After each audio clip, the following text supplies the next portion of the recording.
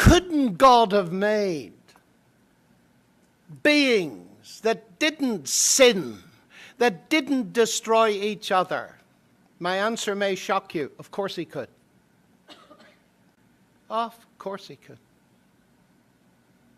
We make them, you know, in laboratories.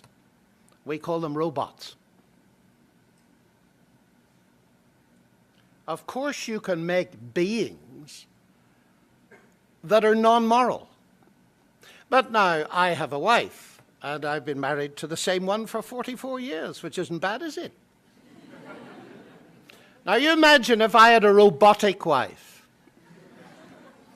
a very sophisticated one equipped with a proper screen and, you know, all the kind of sophisticated iPad technology. So I go back from Rice University and my wife comes to the door, there's a screen all glowing, and I see a word marked kiss, so I go, kiss.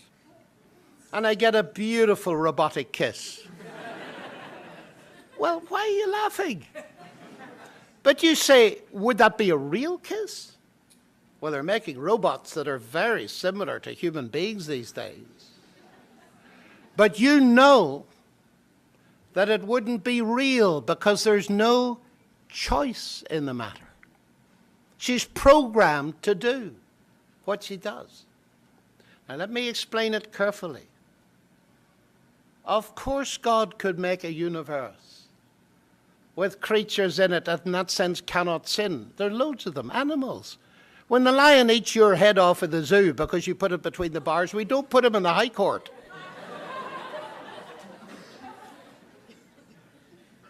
Now, ladies and gentlemen, I think C.S. Lewis helped me a great deal here. I don't think it's the final answer, but it's a way in to see that in order to make beings that have the capacity to love, they must have the capacity to hate. If you're going to have the capacity to say yes, you must have the capacity to say no. And you say, well, why did God do that? Why do you have children? Never forget holding my first child in my arms and realizing that I have brought this little girl into the world. She could grow up to say no to me. Why take the risk? Do you ever think about it? Why do we do it, ladies and gentlemen? Because we realize that granted the risk, the benefits outweigh the risk. To live in a world where love is possible, we all crave for a world in which love is actualized.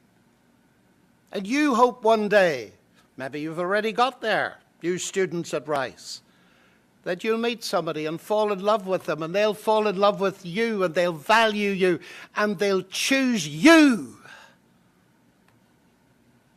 And the value of that, and you know that it's got an inherent risk.